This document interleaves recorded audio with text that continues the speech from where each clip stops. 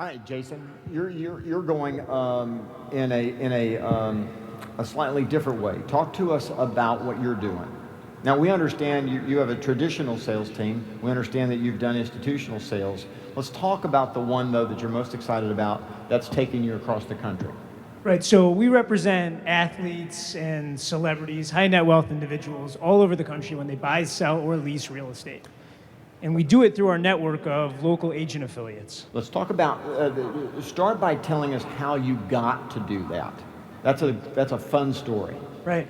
I actually went down to Orlando for a family reunion event, and I was getting an award for sales, and there was a woman there who was also getting one. She was a great real estate agent, and she had a football player who was going to be a Miami Dolphin. And he had already picked out a house and bought it. They were just waiting to close. This guy ended up coming up to Detroit. The Lions made him an offer he couldn't refuse, $62.5 million, making him the highest paid offensive lineman in the history of football at the time. And she called and said, hey, I met you at family reunion. I'm going to lose this deal. Will you help us out? Can you take care of my client? And we said, absolutely. And we put him in a limousine and we took him around. And 2 days later, we sold the most expensive Toll Brothers house to ever be sold in the state of Michigan and got a really big check. So then, yeah, everybody did in that situation. So then what did you do? Cashed it. Okay, after you cashed it, what did you do? Right. Well, I was 21 at the time, and I went on my first business trip, right? So you were living at home. Right, and I had been in the real estate business at that point a couple of years and kind of trying to figure it all out. And I went down to North Carolina where his financial advisor was based, who we had been dealing with on the mortgage and everything else, and showed up unannounced and just said thank you for the lead, and I would love to work with any more of your clients. Then flew to Los Angeles to meet his agent, never got past the secretary, but left a thank you gift. 2 weeks later, there was the NFL draft, and we got calls from both of those people, and now we have the fastest growing, and I think the largest company. But hang on, so say what they told you when you got called. No one had ever called to say thank you. No one had shown up to say thank you, and there was such a need there. I mean, they were just shocked. And we would come across the country just to say thanks. And the reality was, at 21, that was a lot of fun. That trip that was a mess. Well, that was my aha. I got into real estate when I was 22, and my biggest aha was realtors, for the most part, don't do what we think they're doing. That most people are orphans. I thought everyone already had a realtor. Right. No, they actually, most of them do not have realtors. And in this case, it's difficult because if you are a sports agent, let's say you have 50 clients, they're all over the country, right? In the NFL, we have 32 teams, 1,936 active players. So they're going to move. If you're lucky enough to have a 7-year career, you're going to move 5 times. That's a lot of real estate to sell. And the idea of having to keep track of a local realtor in each city for these agents it was ridiculous. Right. So what did you do next? So they called you, but they've got clients in lots of places. Were they calling just for your area? The first couple leads were just for my area, and then on a whim I said, if you have anybody anywhere, we can handle it. And then I thought about what I had just said after I hung up. I was like, this is now going to be a challenge. Yeah, that's nuts. And we took advantage of the distribution system that you built, right? So we have Abrams Team affiliates, and I think they're the best agents in the country, and they're in every major marketplace. And everything we do is in connection with them.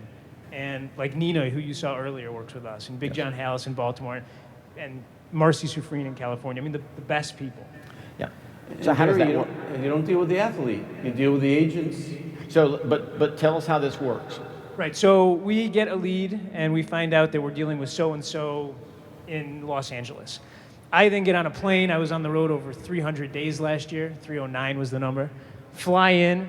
Our local affiliate picks me up at the airport. We then look at every house in that price range. So I would venture to guess that on that day, I have more knowledge of the marketplace than any of the local agents, between 2 million and 2.5 million, whatever they're looking for. We pick out the best 3. The athlete flies in the next day. We pick them up in a limousine. We show them 3 homes. They pick one. We write it. We put them on a plane that night. We then coast through the rest of the transaction. And depending on the level of service they want to take advantage of, their groceries are in the fridge the day they move in. Gotcha. So where are you going with this? Well, we have some exciting things going on. We have a TV show coming out on HGTV in December where it's a House Hunter style show, except it's really happening in real time. They're actually really buying then. And we're in a different city each week with a different celebrity. That's a lot of fun.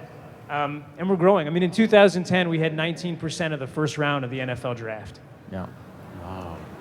So we're going to get bigger and bigger. That's a big deal. Yeah, and it's going to get bigger.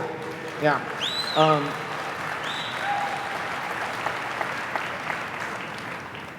You and I had a fun Agent Mountain interview, and if you don't listen to Agent Mountain, it's your own fault.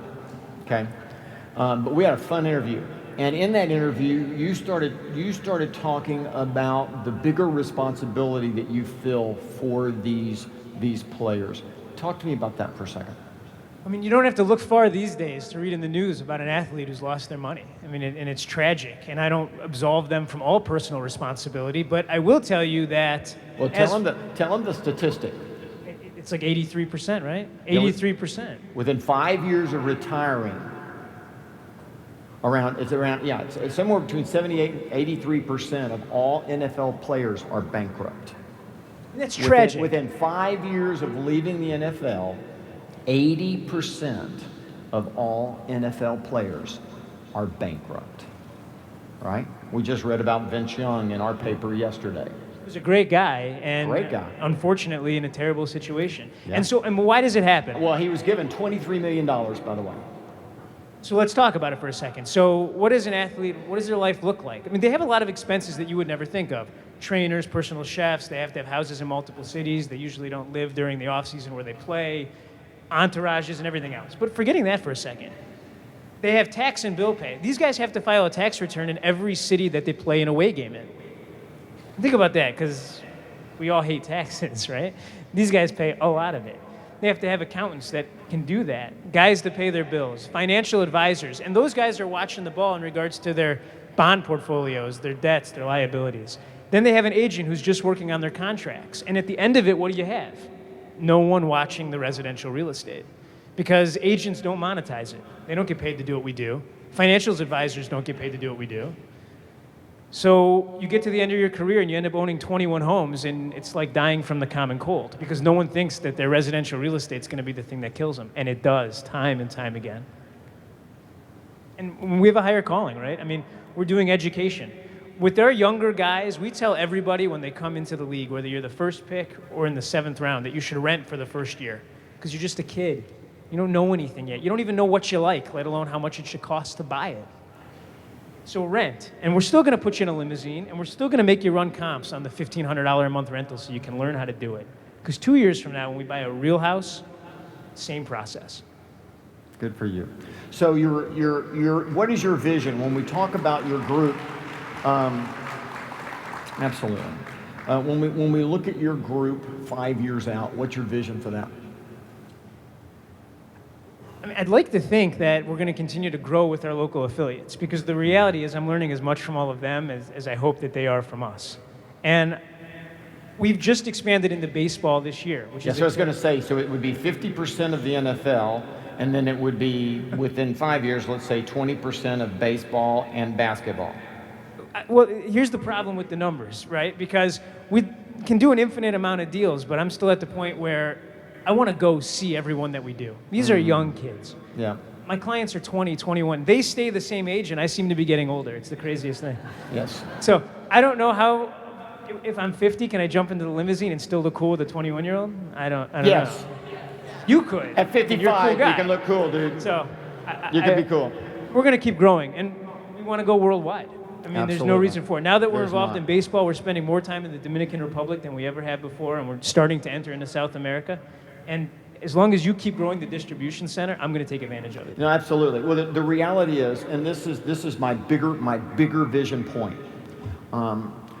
You guys have, you four represent the good of the industry. You're a good representation of the morals and the ethics and the customer service and the caring for people. And the reality is the industry is best served by those individuals who have set standards like that to drive standards through their specialization. The industry is best served. The real estate agents are best served. Buyers and sellers are best served. The good of the world is best served that way. And that's the point of trying to, wanting you to do this, is it'll change the world. You'll change lives. You're already changing lives, all of you. But you're going to change a lot more lives. You're going to change a lot of lives. And Gary, it goes back to the panel early yesterday. I just want to say thank you. This whole business started with one thank you. One That was thank my you point. created that business. Right, it was a trip to family reunion, which everyone should do, and then one thank you, and it's been a wild ride. It's taken us, when I first got into it, I was 19 years old, and people made fun of me. They said that the real estate business was for part-timers, it was for older ladies, and was I gonna go out and buy hats? And it's now taken me all over the country, and it's gonna take me all over the world again soon.